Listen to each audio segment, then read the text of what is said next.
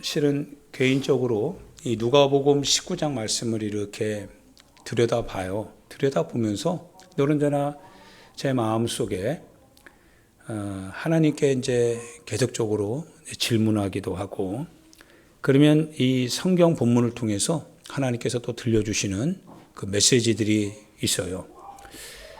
단순히 우리의 삶에 실은 교훈을 얻는 측면이 아니라, 교훈은 실은 도덕이죠. 그리고 윤리이고, 그것은 내 삶의 그냥 하나의 어떤 그 선행 목록에 불과한데, 근데 성경은 그런 게 아니죠. 성경은 우리를 선한 길로 이끌어가는 하나의 어떤 항목, 지침, 그것만을 가르쳐 주려고 하는 게 아니라 실은 진리죠. 어떻게 하는 것이 생명을 얻는 것인지, 어떻게 하는 것이 너희가 다가올 하나님의 나라에 들어갈 수 있는지, 실은 우리 영혼의 죽고 사는 문제에 대한 열쇠거든요. 그래서 그 열쇠로서의 그 하나님의 말씀은 도대체 무엇일까라고 하는 것이 이제 계속 하나님께 이제 질문 드리면서, 그러면서 주님이 주시는 인사이트를 가지고 그 매주 여러분들과 좀 이렇게 부족한 가운데서 나누게 됩니다. 그래서 꼭 한번 계속적으로 반복적으로 듣고, 그리고 본문도 시간 되면 읽고, 그래서 그 부분을 함께 또 찾아가고, 그러면서 은혜가 동일하게 이루어질 수 있기를 예수님의 이름으로 축원드립니다. 예수님께서요, 오늘 하나의 사건을 누가복음을 통해서 이야기하고 있습니다. 누가는 사도행전도 역시 기록했던, 그리고 문장력이 굉장히 좋은 의사라고 하죠. 의사 누가. 그러니까 글자를 몰랐던 예수님의 제자들과는 달리 누가는 글을 알 뿐만 아니라 지식도 있는 사람이었던 것이 사실이죠. 그래서 그는 예수님이 그 하신 그 일에 대하여서 그것이 무엇을 의미하고 있는지, 그 의미하는 것을 정확하게 이렇게 기록할 수 있는, 그래도 몇 안 되는 뛰어난 사람입니다. 삭개오에 대하여서 예수님이 하시는 그 일을 보고, 그리고 19장을 통하여서 예수님이 다른 비유들도 얘기해 주고 계시거든요. 그걸 보면서 누가는 무엇을 깨달았을까? 도대체 누가를 통해서 성경은 오늘 우리에게 무엇을 말씀하려고 하시는가? 말씀하는 그것이 실은 우리가 차지하게 될 하나님의 나라에 들어가는 열쇠이죠. 진리이죠. 그래서 이 삭개오를 예수님이 만나면서 예수님이 하시는 그 말씀들, 누가는 그걸 기억하고 있는 겁니다. 그리고 그걸 기록을 한 겁니다. 어느 날 삭개오라고 하는 사람에 대해서 묘사를 하고 있어요. 예수님이 묘사하는 건 아니죠. 예수님을 만나는 삭개오에 대하여서 그는 키가 작아, 그는 세리장이야, 예수님이 그렇게 말씀하신 게 아닙니다. 그 사건을 지금 이 누가가 보고 있는 거고 듣고 있는 거죠. 그래서 삭개오를 이렇게 추억하다 보니까 그 당시 삭개오는 키가 작은 사람이거든요. 키가 작아도 많이 작았다라고 우리는 어느 정도 이제 알고 있고요. 그런데 삭개오는 돈이 많았다라고 얘기합니다. 돈이 많은 부자, 그리고 세리장입니다. 그러니까 뭔가 유대인의 관점에서 돈이 많은 건 좋은 것 같은데, 근데 하필이면 그 돈이 세리장으로서 돈이 많은 거예요. 세리는 이스라엘 백성의 노동에 대한 품삯들, 세금을 걷는 거죠. 소위 말해 주민세, 막 이런 거예요. 통행세. 이런 세금을 로마의 권한을 위임받아서, 그리고 황제에게 바치는 거죠. 그러니까 유대인의 입장에서는 일본인에게 우리나라의 곡물을 수탈해서 일본의 군수물자로 사용할 수 있도록 바치는 세금 징수원이라고 한다면, 독립군의 입장에서, 우리나라의 입장에서는 밉죠. 정말 얄밉고 친일파, 저거 가만 놔두면 안 되는 거죠. 세리장이 그 대표였거든요. 얼마나 나쁘겠어요. 그리고 자기 민족을 반하여 자기 민족의 이 독립에 반하여서 이방의 지배자였던 로마에게 세금을 바치니 매국노이기도 하면서 동시에 하나님의 반대자와 동일하게 취급받지 아니할 수 없었지요. 그게 실은 대중의 시선입니다. 사람들의 시선이에요. 그래서 세리장 삭개오를 볼 때마다 사람들은 저놈 그런 거죠. 저 자식 저거 누가 좀 가룟유다와 같이 가슴에 단도를 품고 있는 사람이 좀 몰래 가가지고 죽였으면 좋은 그와 같은 마음을 대중들이 갖고 있었습니다. 그런데 어느 날 이 세리장 삭개오가요, 예수님이 지나가신다라고 하는 소문을 들었습니다. 그리고 세리장이 나중에 내가 4배나 갚겠습니다라고 하는 것을 보니 세리장이 알고 보니까 이게 유대인의 율법을 알고 있었던 거예요. 그래서 누군가의 것을 훔쳤다면 그것을 되돌려줄 때 원금의 4배를 갚아서 되돌려줘야 되는 거거든요. 그러니까 그대로 실은 삭개오는 뭐예요? 예수님을 만나면서 그가 깨닫는 건 뭐냐면 하나님의 법에서 벗어나 있던 내가 그러나 이제는 하나님의 법을 따라 살겠습니다. 이런 고백이거든요. 삭개오가 예수님을 만나려고 하는데 사람들이 삭개오를 가까이 오게 하질 않죠. 올 수도 없고요. 그런데 예수님이 걸어가시는 길은 분명히 삭개오가 알고 있습니다. 그리고 삭개오가 예수님을 이렇게 보려고 하는데 보려고 하는 것은 예수님에 대해서 알고 있다는 거거든요. 소문은 익히도록 알고 있었다라고 하는 사실이거든요. 그래서 삭개오가 이 작은 키를 인하여서 예수님을 볼 수 없으므로 예수님이 지나가실 한 길목에 돌 무화과 나무 위에 올라가게 됩니다. 그래서 삭개오가 이렇게 이제 막 올라가요. 이렇게 막 올라간 후에 이렇게 예수님을 쳐다보려고 하는데 아니나 다를까 예수님이 군중들에 휩싸여 가지고 삭개오가 올라가 있는 나무에 이르게 됩니다. 근데 여기서 하나 우리가 생각해 봐야 될 것은요, 그 군중들입니다. 예수님을 둘러싸고 있는 사람들입니다. 사람들은 삭개오에 대해서 어떤 생각을 가지고 있어요? 아니다, 그러죠. 아니다라고 하는 생각을 갖고 있죠. 저 인간은 아니다라고 하는 거예요. 저 인간은 아니다. 즉, 일반적으로 저 삭개오는 우리 상식 안에 들어올 수 없다라고 하는 거예요. 그게 보편적 생각입니다. 그런 삭개오가 이제 예수님의 부르심을 받는 거예요. 예수님이 부르시는 거예요. 그 부르실 때 사람들의 마음은 어땠을까요?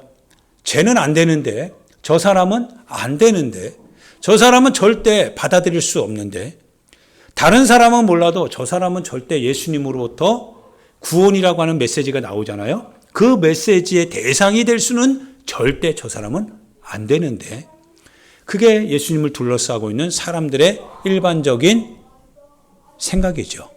만약 그것을 우리가 신앙이라고 생각한다면 우리의 신앙 안에도 하나의 어떤 울타리가 있다는 거예요. 신앙생활의 울타리. 근데 그 울타리는 실은 우리만의 울타리거든요. 우리가 가지고 있는 신앙의 울타리거든요. 때로는 그게 교리가 될 수 있고요. 때로는 그게 우리의 교회 생활하는 연혁, 즉 얼마나 많이 했느냐라고 하는 그런 경험치, 그런 가치들.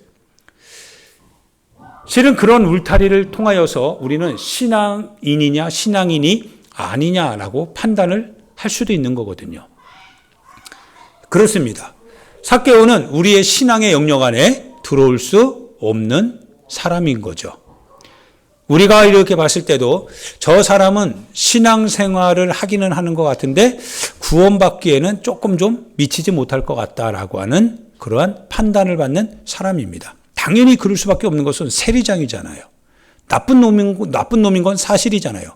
그가 가지고 있는 그가 가지고 있는 저 부자 되는 그 재물은 남에게서 착취한 거잖아요.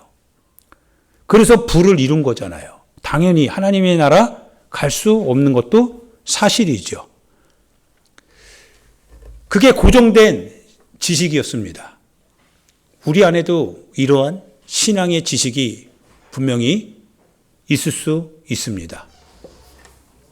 그런데 예수님이 뭐라고 하시냐면요. 그 삭개오를 향하여서 삭개오야 내려오랍니다. 삭개오를 내려오라고 합니다. 그는 죄인인데 그는 우리 일반의 신앙생활 틈에 들어올 수 없는 그런 미움받는 사람인데 근데 삭개오를 향해서 주님이 내려오랍니다. 주님의 목소리가 들리는 거예요. 와우, 삭개오가 깜짝 놀랐죠. 그런데 더 나아가서 예수님이 뭐라고 하시냐면요. 내가 너희 집에 유하여야 하겠다라고 하는 겁니다. 예, 어떤 수천 명의 사람이 예수님을 둘러싸고 있고요. 다른 말로 우리가 표현하자면, 우리식으로 표현하자면, 교회 안에 많은 사람들이 신앙하기 위해서 모였는데, 그런데 그 모여있는 많은 사람들은 대부분 그래도 보편적인 신앙생활하는 데 있어서 문제가 없는 사람인데, 근데 어떤 사람은 거기에 끼지 못하는 한 사람이 있었던 거죠. 그런데 갑자기 그 한 사람을 향하여서 예수님께서 내가 너희 집에 머물러야 되겠다, 유해해야 되겠다라고 하니 권사님도 있고 장로님도 있고 집사님도 있고 그래도 신앙생활 어느 정도 관록이 있을 만큼 충분히 인정받는 사람도 있는데 아니 하필이면 저 나쁜 짓해서 돈 많이 모은 그리고 우리의 우리의 그 아픈 부분을 그것을 도려내어서 자기의 이익을 탐하였던 저 인간 거기에 예수님이 들어간다고 하시는 것과 같습니다. 그리고 정말 예수님이 거기 들어가세요. 삭개오가 죄인이지만 그리고 사람들 틈에 함께하지 못하는 그 같은 특별한 어떤 못난 인생이지만 그런데 그 예수님이 그 말씀을 하실 때 삭개오가 깜짝 놀란 거예요. 지금까지는 경험해 보지 못했던 그래서 자기는 절대 그 틈에 신앙인의 어떤 삶의 틈에 들어갈 수 없다라고 생각했던 그 삭개오였는데 근데 하나님 예수님께서 자기 집에 유하여야겠다라고 하니까 얼마나 놀랐겠습니까?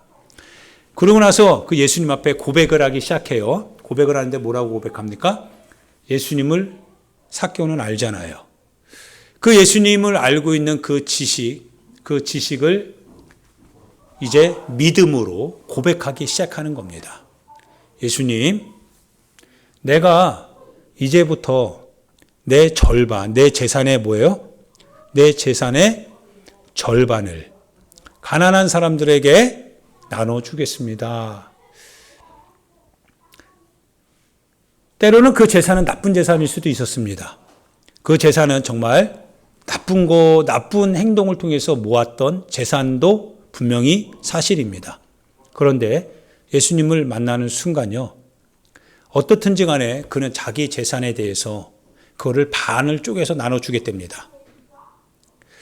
그 말을 들을 때 많이 가지면 가질수록 더 좋은 거죠.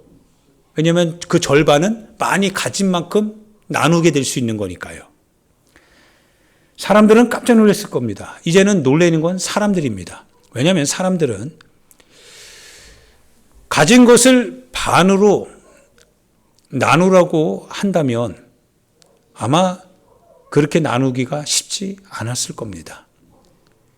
그들은 예수 그리스도 안에서 신앙인이다라고 하는 평가를 누리고 있었고 그리고 그 무리 가운데에서 나는 특별하게 못난 사람도 아니기 때문에 나는 언제나 주님과 함께하는 사람이고 늘 언제나 주님의 그 같은 영역 안에 있었다라고 생각했던 사람들 대부분이었을 겁니다. 그런데 예수님을 만나자 삭개오가 그렇게 밉상이었던 삭개오가 자신이 가지고 있는 재산의 절반을 가난한 자를 위해서 다 나누겠다는 거예요. 누구 때문에? 예수님 때문에. 예수님을 만나니까. 그가 가지고 있는 지식이 믿음으로 변화하고 예수님을 믿는 믿음 안에서 그분이 나를 받아들인 거잖아요. 내 삶에 오겠다라고 하는 거잖아요. 그러니까 뭐가 아까워요? 아깝지 않다는 거예요. 아깝지 않은 거는 왜 그랬습니까? 예수님 때문에, 그분의 인격 때문에, 그분이 나를 받아주셨다라고 하는 그 이유 때문에, 그것 때문에 자기가 가지고 있는 재산의 절반을 가난한 사람들에게 다 나누겠답니다. 여러분, 만약 이 삭개오의 고백을, 그 삭개오는 미움의 대상입니다. 그 삭개오는 뭐예요? 우리의 신앙의 영역 안에 들어올 수 없는 사람입니다. 그는 우리가 죄인이라고 치부했던, 그래서 밀어냈던 사람입니다. 그런데 자존심 상하게도 믿음을 가지고 있는 우리가 아니라 믿음이 없다라고 생각했던 저 인간이 자기 재산을 예수님을 만나는 순간 절반을 나누겠다고 하는 그 소식을 들으니 그게 어떻게 다가와요? 자기는 지금까지 그런 적 없잖아요. 만약에 그렇게 요구한다면 나는 예수님을 내가 믿을 수 있을까? 라고 의아함을 품을 수밖에 없는 그런 자기 자신의 모습도 은근히 알고 있잖아요. 그래서 조금만 뭐를 이렇게 부탁하고 조금만 뭐를 희생할 것 같으면 늘 뒷꽁문이 이렇게 감추듯 이렇게 하면서 주춤주춤 물러나려고 했던 사람 아닙니까? 힘들면 피하고 어려우면 피하고. 그래서 대부분 실은 우리는 작은 교회지만 그래서 여러분 대단한 거죠. 대부분 뭐예요? 부담이 되면 다 가는 거죠. 주님의 신앙을 위해서 간다라고 하기보다는 실은 신앙 생활하는 내 자신이 그 생활이 조금 더 윤택해지기 위해서 가는 경우도 굉장히 많지요. 근데 이와 같은 것이 신앙의 하나의 패턴이라고 한다면, 그런데 그 사람들에게서 예수님이 네가 좀 감당해라 라고 하면 그거에 싫어서 움직였는데, 근데 삭개오는 뭐예요? 오히려 우리가 밀어냈던 죄인이었던 악한 자라고 했던 저놈은 죽여야 되는데 죽일 수밖에 없는 인생이다라고 그렇게 우리가 폄하했던, 아니 그 인간이 예수님을 만나자요 자기 재산의 절반을 가난한 자를 위해서 나누겠다는 거예요. 와, 이게 뭔가 충격인 거죠. 뭔가 뒤통수를 딱 맞은 것 같아요. 그러고 나서 또 뭐라고 하냐면 사람들이 자기에 대해서 얘기하는 걸 알고 있어요. 삭개오가. 그리고 실제로 자기가 그렇게 했을 수도 있다라고 하는 걸 알고 있어요. 그래서 삭개오가 뭐라고 하냐면 이제 고백합니다. 만약 사람들이 나에 대해서 평가할 것이고 평가한 것이 정말 사실로 드러나서 내가 누군가의 것을 훔친 것처럼 그렇게 내가 착복했다면 그에게 요구되어져야 될 세금 그 이상을 내가 취했다면 그건 도둑질입니다. 그러면 성경에 기록된 대로 내가 하나님의 말씀에 기록된 대로 누구의 것을 도둑질한 것이 있다면 그러면 그 4배를 반드시 갚도록 하겠습니다. 그러면 사람들이 어떻게 생각하세요? 어떻게 생각합니까? 분명히 저놈이 가지고 있는 저 돈은, 저 부유함은 누군가의 것 이상을 가져서 저렇게 된 거야. 그러면 이제 어떻게 하겠다는 거예요? 그거 삭개오가 그걸 갖겠다는 거예요, 내가. 4배를 갖겠다는 거예요. 할 말이 없는 거죠. 더 이상 그 재산에 대해서 뭐라고 할 얘기가 없습니다. 왜냐하면 더 많은 걸 착복했다면 그러면 4배를 그가 더 손해보면서 갚아야 되니까. 예수님이 뭐라고 하세요? 예수님이 뭐라고 하시냐면 아브라함의 잃어버린 양, 하나님의 잃어버린 양이 여기에도 있구나. 구원이 이 집에 이르렀다는 거예요. 구원이 이 집에 이르렀다. 이 사람도 하나님의 잃어버린 양이구나 라고 예수님이 말씀하십니다. 그 삭개오가 누굽니까? 어떻게 보면 우리가 가지고 있는 하나의 어떤 하나님의 나라에 들어가는 조건부 신앙들이죠. 내용들이죠. 이렇게 해야 된다, 이렇게 해야 된다, 이렇게 해야 된다. 그런데 그렇게 하지 않으면 결국은 멸망당하고 저주받을 것이다. 근데 어느 날 예수님을 만나는 순간 우리가 가지고 있었던 이렇게 해야 된다, 이렇게 해야 된다, 이렇게 해야 된다라고 하는 것이 그가 예수님을 만나는 순간 정말 그렇게 하더라 이거예요. 그런데 오히려 역설적이게도 이렇게 해야 된다, 이렇게 해야 된다, 이렇게 해야 된다라고 말하고 알고 있는 우리들은 겉으로는 하는 척하면서 속으로는 안 하고 있더라 이거예요. 구원이 거꾸로 되는 거죠. 하나님의 뜻대로 살고 있는 척 했지만 실은 그렇지 않았던 사람들이 다수였고 그 다수에 의하여서 저 사람은 어떻게 저렇게 살아라고 했는데 그 사람이 주님을 만나니까 바뀌더라 이거예요. 그리고 정말 그렇게 하는 척만 했고 하지 않았던 우리의 그 해야 될 책임과 의무를 저 사람이 하더라 이거예요. 누가 구원입니까? 누구에게 구원이 임하는 겁니까?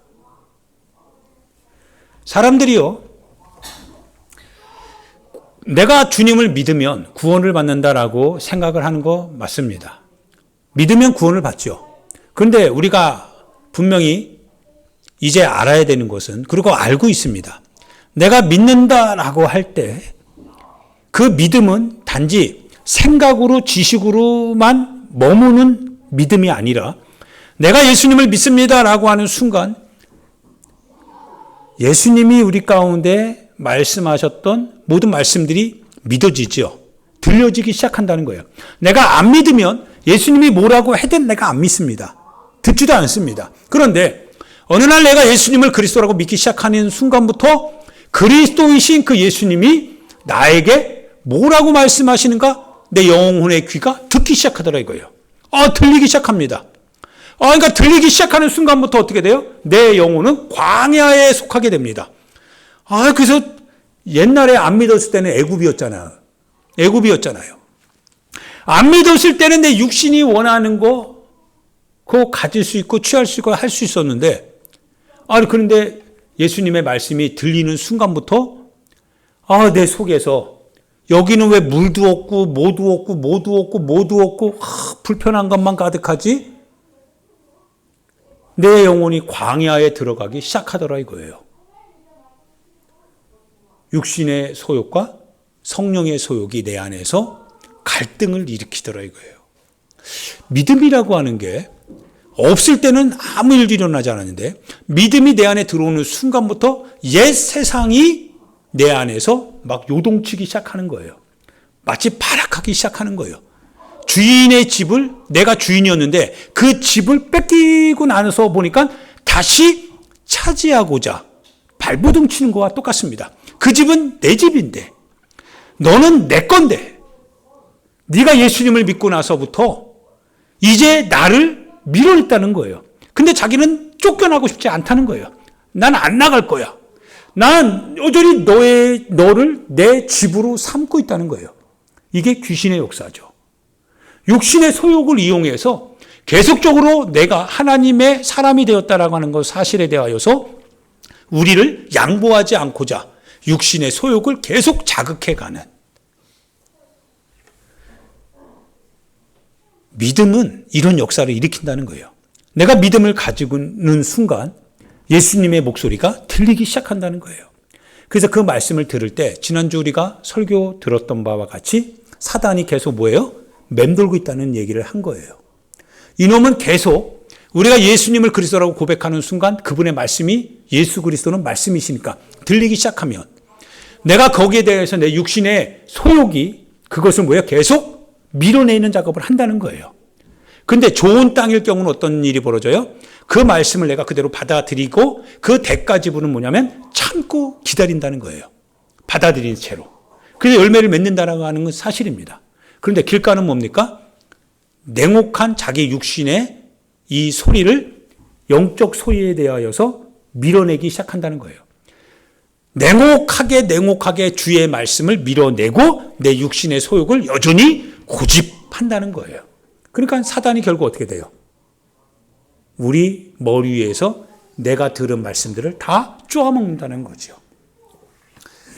사랑하는 여러분, 하나님의 말씀을 듣는 우리의 믿음이 우리 안에서 그냥 가만히 무기력하게 있는 게 아니라 우리 안에서 믿음이 이루어지는 순간 그 믿음은 우리 안에서 주님의 생생한 목소리를 듣고 행동하게 한다는 거예요. 예수님께서 그러고 나서 어떤 비유를 하시냐면 은화 열무나 비유를 하게 됩니다. 다음에 나오는 게 열무나 비유입니다. 종들을 불러요. 하나님의 나라가 가까이 온 줄 알았어요. 예수님이 하시는 얘기예요. 하나님의 나라가 가까이 온 줄 사람들이 다 생각했던 것 같아요. 그런데 예수님은 걱정하는 게 하나 있어요. 하나님의 나라가 가까이 왔는데 그런데 다 들어갈 줄 아냐? 뭐 이런 것 같아요. 너 하나님의 나라가 가까이 왔잖아요. 가까이 왔는데 예수님은 뭘 걱정하냐면 야, 하나님의 나라 가까이 온 거 맞아. 그런데 하나님의 나라에 그럼 너 들어가야 되지 않냐? 들어갈 준비를 해야 되지 않냐? 그러면 너가 기다리는 하나님의 나라 어떻게 들어가는 곳인지 너 알고 있냐? 사람들은 그냥 막연하게 그냥 예수님을 그리스도라고 하면 들어가는 줄 아나 봐요. 그런데 다시 말하지만 예수님을 그리스도라고 믿기 시작하는 순간부터 그 믿음 안에는 예수님이 그리스도라고 하는 그 분명한 살아있는 생생한 메시지가 우리의 삶을 뭐예요? 간섭하기 시작한다는 거예요. 믿음이 우리의 옛 생각과 충돌을 일으킨다는 거예요. 그 충돌을 통하여서 내가 믿음으로 승리할 때 하나님의 나라 들어간다라고 하는 거예요. 열문화를 예수님이 이제 종들에게 한 문화씩 나눠주는 이 비유를 하십니다. 귀인은 곧 예수님이시죠. 예수님이 왕권을 가지러 이제 먼 나라로 간다고 해요. 그리고 돌아와서는 종들이 어떻게 일했는지 거기에 대하여서 알기를 원한다라고 하십니다. 그래서 우리가 15절을 한번 볼까요? 15절에 보면 귀인이 왕위를 받아가지고 돌아와서 은화를 준 종들이 각각 어떻게 장사하였는지를 알고자 하여. 와, 이 말씀을 딱 듣는데요. 주님이 하시는 말씀이십니다. 하나님의 나라가 가까이 왔어요. 그런데 사랑하는 여러분, 예수님이 여러분에게 은화 한 문화를 다 줍니다. 즉 달란트를 준 거예요. 주님이 주시는 달란트는 절대적인 거지만 여러분과 내가 가지고 있는 달란트는 상대적인 겁니다. 나는 가르치는 달란트가 있다고 한다면 여러분은 때로는 다른 달란트를 가지고 있다는 거예요. 근데 그 달란트는 하나님이 여러분과 내 자신에게 각각 한 문화라고 하는 절대 기준으로 줬다라고 하는 거예요. 할렐루야. 그런데 우리에게는 다른 달란트인 거죠. 그래서 이 열 문화를 각각 열 종들을 불러서 한 문화씩 주고 너희들이 이걸 가지고 장사라는 거예요. 한 문화를 가졌습니다. 그러면 가지면 끝나는 거 아닐까? 라고 하면서 하나님의 나라 가까이 왔으니까 내가 가지고 있으면 그냥 가는 거 아닐까? 라고 하는데 근데 말씀은 어떻게 표현되고 있냐면 어떻게 그 문화를 가지고 장사하였는지를 보겠답니다. 여러분 어떻게 신앙생활 했습니까? 여러분 어떻게 신앙생활 했습니까? 하나님께서 우리에게 신앙생활할 수 있도록 믿음을 가지고 믿음을 통하여서 우리의 인생을 살아갈 수 있도록 한 문화를 줬다는 거예요. 근데 그 문화를 가지고 우리가 우리의 인생을 어떻게 살았는지 주님이 그거를 이제 찾는다라고 하는 거예요. 그냥 가면 되는 거 아닌가요? 그냥 하나님의 나라 가면 되는 거 아닌가요? 근데 그게 아니라 주인이 왕권을 가지고 돌아왔어요. 예수님께서 돌아오셨는데 한 사람 한 사람 다 부르겠다는 거예요. 신앙하는 사람들을 다 부르고 나서 네가 신앙생활 했잖아요. 신앙은 살아있다라고 했어요. 내가 만약 거짓 신앙이었다고 한다면 분명히 그 말씀이 내게 들려지지 않을 거예요. 내가 신앙을 가진 것 같았지만 신앙이 아니라면 그분의 말씀은 절대 내 안에 살아있지 않습니다. 그런데 내가 가지고 있는 신앙이 진짜라면 진짜이기 때문에 예수님이 그리스도라고 하는 사실도 진짜고 예수님이 그리스도라고 하는 사실 속에서 그리스도이신 그 예수님이 어떤 예수님이세요? 십자가에 못 박혀 죽임당하신 예수라고 하는 사실을 분명하게 우리의 신앙 안에서 살아 역동적으로 활동하게 했을 것이다 이거예요. 그분은 십자가에 못 박혀 죽임당하신 예수님이시다. 그 사실이 내 안에 믿음을 통하여서 계속 믿음이 내 안에서 말 걸어 올 것이다 이거예요. 그분이 십자가에 달린 예수님이시다. 야, 십자가에 달리신 그리스도, 그분이 바로 예수님이 아니시냐? 네가 신앙하는 그 신앙의 주제가 되는 바로 그 주님이 누구시냐? 십자가에 달린 나사렛 예수 그리스도이시다. 그분이시다. 신앙이 내게 계속 말 걸어 올 것이다 이거예요. 그러면 이제 그 주님이 뭐예요? 그 한 문화를 가지고 있는 신앙생활을 하고 있는 그 성도들을 다 불러 모으고 그 한 문화를 어떻게 했는지, 신앙생활을 어떻게 했는지 이제 묻겠다라고 하는 겁니다. 하나님의 나라가 사람들은 그냥 가까이 온 줄 알았어요. 하나님의 나라가 가까이 왔으니까 이제 하나님의 나라 다 들어가겠다라고 생각을 했습니다. 근데 주님이 너무 답답하세요.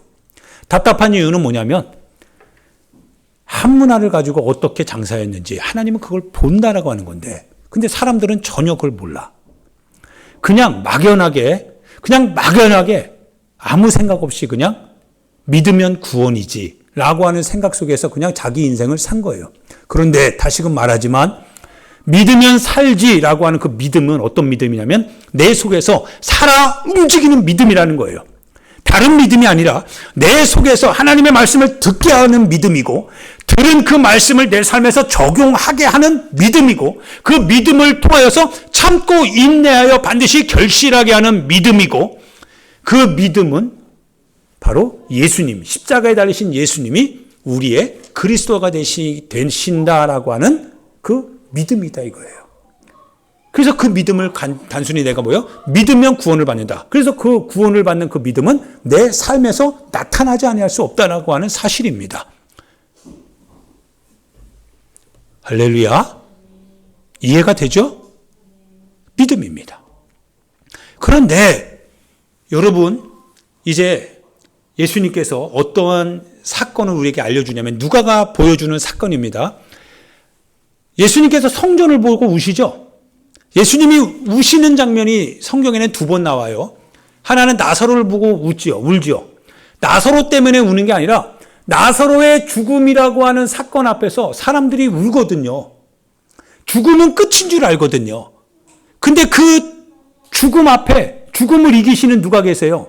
하나님이 계시잖아요. 하나님은 부활이시거든요. 생명이시거든요. 근데 생명을 앞에 두고 사람들은 죽으면 끝! 그래서 거기서 막 울고 있는 그 모습을 볼 때 예수님은 분하신 거예요. 사단의 권세, 어둠의 권세, 죽음의 권세 앞에서 사람들이 꼼짝 못하는데 그 앞에 생명이신 예수님이 계시는데도 죽음이라고 하는 그 신념에 갇혀서 울고 있는 그 사람들을 보고 예수님이 분노하시는 거예요. 그래서 나사로야 나와라! 라고 하잖아요. 죽음을 뚫고 나오더라 이거예요. 첫 번째 울은 거고, 두 번째는 뭐냐면 성전을 보고 막 우세요. 성전을 보고 우세요. 사랑하는 여러분, 제가 힘있게 말하는 거 지금 보여지죠? 성전을 보고 우십니다. 그런데 여러분, 우리가 어디에 있어요? 성전에 있죠. 우리가 성전에 있어요. 성전에 있는데 주님은 그 성전에서 성전을 보고 우세요. 근데 우리는 성전에서 뭐 합니까? 예배드리고요. 찬양하고 기도하고요. 성전에서 교제하고요. 성전에서 우리의 영적인 여러 가지를 얻습니다. 근데 주님은 그 성전을 보고 울고 계세요. 울고 계셔요. 그러고 나서 예수님이 성전에 들어가셔서 어떻게 합니까? 성전에서 일어나는 일이 뭐예요? 예배의 초소였습니다. 찬양합니다. 기도합니다. 그 안에 성도의 교제도 일어났습니다. 그런데 예수님이 들어가서 하시는 일은 거기에 대해서 재물 흩어버리는 겁니다. 장사꾼의 소나기 속에 있는 도둑의 강도의 소굴과 같이 변해버린 그 성전을 향하여서 주님이 채찍을 들고 다 없는 거였습니다. 그런데 제자들이 마태복음에 보면 제자들이 그 성전을 보고 어떻게 하십니까? 어떻게 합니까? 석양 노을이 지는 그 성전, 황금으로 뒤덮여 있는 그 성전을 볼 때 저녁 노을에 그 황금 성전이 반사되어 비춰오는 그 모습이 얼마나 화려하겠어요. 46년 동안 지탱해왔던 저 성전을 보고 그 성전을 통하여서 사람들은 많은 종교심을 얻게 되고 그리고 그 성전을 통해서 많은 사람들은 거기에서 하나님의 백성이라고 하는 것을 확신하고 있었습니다. 그리고 제자가 저 위대한 성전을 보십니까? 라고 할 때 주님은 울고 계시더라 이거예요.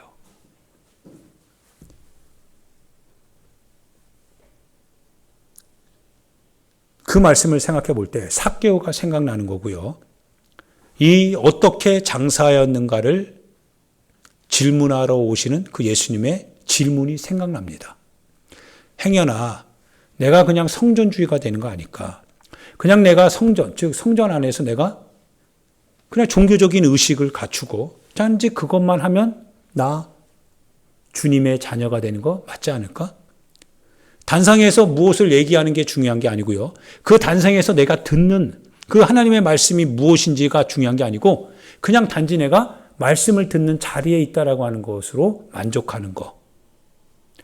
위대한 찬양이 있죠. 오케스트라, 많은 하모니, 아름다운 성가대, 행사 때마다 이루어지는 많은 어떤 봉헌, 꾸민 이 장식들, 그런 것들을 보면서 그 자리에 함께 하고 있는 내 모습을 보면서 그래, 이런 거지 예배가. 이게 바로 하나님을 섬기는 그 같은 사람들의 모습이지. 정말 그것이 주님이 기뻐하시는 성전 맞습니까? 정말 그게 성전입니까? 주님이 우시더라 이거예요. 주님이 그 성전을 보고 막 우세요. 사람들은 기뻐하고요. 사람들은 오고 가고 들락날락하고 그곳에서 거룩한 제사를 드린다라고 말하면서 그러면서 거룩한 제사를 드리는 그 현장에는 보이지 않는 암투가 일어나고 돈거래가 이루어지고 무엇인가 사고 파는 문제가 생겨나고 기도하는 것보다는 오히려 그 성전이 가지고 있는 의미만 더 부각되어지는, 그래서 결국은 돈 없는 사람은 들어갈 수 없고 가난한 사람, 삭개오와 같은 사람은 외면당하고, 그래서 결국은 그 외면당하는 그 사람들은 더욱더 죄 가운데서 죽지 못해서 살아갈 수밖에 없고, 책임을 지고 있는 신앙인들은 그 사람들과 자기는 다르다라고 차별하면서 자기들끼리만 카르텔을 형성하고. 사랑하는 여러분, 그들이 하나의 위대한 공동체, 화려한 공동체를 황금으로 뒤덮여 있는 그 같은 아름다운 장식 인테리어로 멋지게 꾸며진 성전에 모여서 예배드리고 기도하고 찬양하면, 그러면 그것이 주님이 원하시는 하나님의 나라, 그 나라에 들어가는 절대 조건에 부합하는 것이 맞습니까? 삭개오가 주님의 임하신다라고 하는 소식을 직접 들으니까 지금까지 자기를 지키려고 했던 재산의 절반을 그냥 끊어내더라 이거예요. 주님보다 더 가치 있는 건 없으니까요. 그러고 나서 사람들이 생각하는 바, 내가 그런 사람인 것이 맞다면 이제 그런 사람이 아니다라고 하는 것을 내가 이제 드러내는데 다 네 배를 갚도록 하겠다는 거예요. 주님이 한 문화 한 문화를 주는데 각각에게 한 문화씩 줍니다. 그리고 어물쩡 넘어가려고 했던 사람들, 하나님의 나라만을 기다리고 있었던 그 사람들을 앞에 다 데려다 놓고 내가 준 내 신앙, 네가 이곳에 들어오기 위하여서 네가 믿었던 예수님이 그리스도라고 하는 그 한 문화, 그 문화가 어떤 역할을 너의 삶에서 했는지 이제 요구하겠다는 거예요. 너의 신앙생활 속에서 너의 신앙생활이 정말 피 흘려서 너 영혼을 구원한 그 예수님이 그리스도라고 하는 사실이 맞느냐라고 하는 거예요. 너의 신앙에 피 묻은 예수님이 계시냐라고 하는 사실입니다. 너가 누릴 줄은 알았지, 너가 희생할 줄 알았냐? 네가 즐길 줄은 알았지, 네가 신앙생활도 네 자신이 편하려고 한 것도 사실이겠지만, 그러나 신앙생활을 가능하게 하는 것은 십자가에 달린 예수님 아니시냐? 그 예수님이 십자가에 달려 돌아가실 때 네 영혼을 그 주님의 피로 주님의 찢으시는 살로 네 영혼을 구원하였다라고 하는 것이 분명하다면 너도 나처럼 너 자신을 그렇게 희생하고 섬기고 신앙의 대가지불로서 예수 그리스도의 흔적을 나타냈어야 되는 거 아니냐. 어떤 것을 했느냐가 중요한 게 아니라 예수 그리스도의 그와 같은 피 흘리신 그분의 십자가의 흔적이 내 한문화 속에서 나타났어야 되는 거 아니냐. 이 질문을 실은 예수님이 하시더라 이거예요. 그러면서 이 질문을 하는 그 임금, 그 예수님을 어떻게 하는 거예요? 사람들이 어떻게 했습니까? 14절을 보면 같이 한번 봅시다. 그런데 그 백성이 그를 미워하여 사자를 뒤로 보내어 이르되 우리는 이 사람이 우리의 왕됨을 원하지 아니하나이다 하였더라. 사람들이 그 예수를 우리의 왕으로 원하지 않는다라고 하는 거예요. 십자가에 달리신 예수님이 다시 오실 예수님이시라고 하는 사실을 받아들이고 싶지 않다는 거예요. 선명하게 그 손과 그 발에 못자국이 나 있는 그 예수님을 내 그리스도로 인정하고 싶지 않다는 거예요. 난 고난받고 싶지 않다는 거예요. 나는 희생하고 싶지 않다는 거예요. 나는 섬김을 받는 데는 익숙하기 때문에 내가 어느 정도는 섬길 수 있어도 그러나 주님처럼은 그렇게 섬기고 싶지는 않다는 거예요.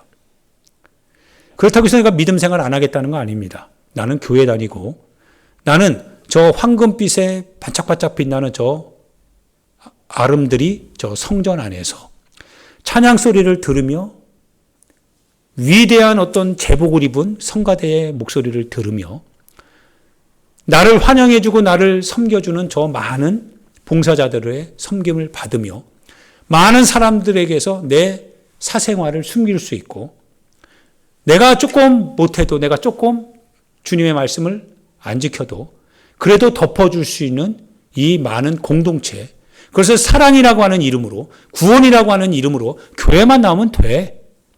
언젠가 네가 다시 돌아올 거 주님도 알고 계시니까 너무 거기에 대해서 어려워하지 마. 그러면서 내 잘못, 내 실수, 내 죄를 근데 그것이 의도적으로 늘 주님의 뜻보다는 내가 원하는 뜻을 우선순위 세워뒀던 내 은밀한 그와 같은 욕심에서 나오는 범죄인 것을 나는 알지만 그걸 덮어주는 야, 여기가 좋네. 여기가 아름답네. 여기가 정말 신앙생활하기 딱 좋네. 라고 하면서 웃고 있는 찬양하는 그 사람들을 향하여서 주님이 울고 있을 때 너의 신앙생활이 정말 그분의 피 흘린 예수 그리스도의 은혜로 말미암는 신앙생활이 맞냐? 주님이 물어보실 때 우리가 만약 그게 아니라면 우리는 난처한 입장에 처하게 될 수밖에 없다라고 하는 사실입니다. 할렐루야. 사도 누가복음에서 누가는 이거를 보고 있었던 겁니다. 아, 신앙이 이거구나. 그러고 나서 사도행전에 그 교회를 세워져 가는 그 모습 있잖아요. 누가가 사도행전을 기록하면서 바로 이 누가복음 19장에서 말하는 한문화를 어떻게 장사였는지를 보기를 원하는 그 주님의 그 모습이 사도행전을 통해서 사도들이 죽어가고 신자들이 믿음 지키기 위해서 죽어가고 희생하고 고통해하는 그 모습을 생각해 볼 때 바로 이게 한문화구나. 믿음을 가지고 있는 신앙 고백하는 주의 백성들이 예수 그리스도의 이름을 위하여서 희생당하는 그것을 볼 때 야, 이게 주님이 찾으시는 한문화구나. 삭개오와 같은 우리 인생이지만 그러나 주님이 우리 같은 인생을 만나러 오실 때 우리가 어떻게 그 주님을 향하여서 반응해야 되는지를 표현했던 사도행전 교회의 그 모습이 야, 삭개오의 모습이구나. 오늘날 우리 이 신앙을 우리 각각이 회복해야 되겠죠. 사랑하는 여러분, 군중의 틈 속에서 사람들이 내 자신의 모습에 대해서 그냥 간과하고 넘어가서 편하는 그러한 신앙생활을 하다가 주님의 나라에 봉착했을 때 아무 피 흘린 열매가 없어서 결국 그 나라 들어가지 못하면 지금 하는 이 사치스러운 신앙생활이, 호화로운 신앙생활이, 누리는 신앙생활이 아무 의미 없지요. 오히려 정말 저주스럽지요. 비록 조금 불편해도, 조금 힘들어도 주님이 주시는 한 문화, 예수 그리스도의 피 흘린 그 은혜의 그 한 문화를 여러분 가지시고, 그걸 가지시고 여러분의 삶으로 돌아가서 여러분 신앙인의 삶을 사는 겁니다. 주님이 우리 가운데 오셔서 우리의 삶을 사셨듯이 여러분도 저도 우리의 삶의 현장에 돌아가서 우리의 삶을 살되 그러나 예수 그리스도의 한 문화를 가지고 살자는 겁니다. 그게 신앙생활이죠. 그게 신앙이죠.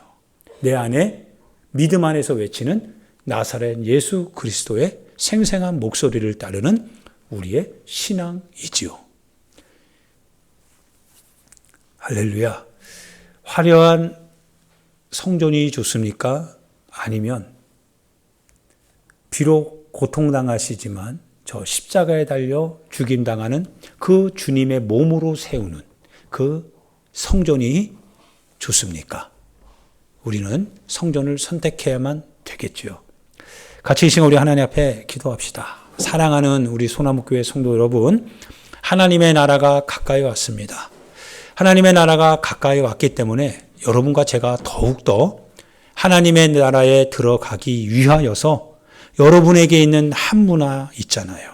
예수 그리스도의 피 흘리신 그 구원의 한 문화, 그 능력의 한 문화, 그 한 문화를 보자기에 싸거나 땅에 묻어두지 마시고 예수 그리스도의 이름으로 여러분의 삶으로 돌아가서 여러분 자신과 제가 삭개오가 되어야 됩니다.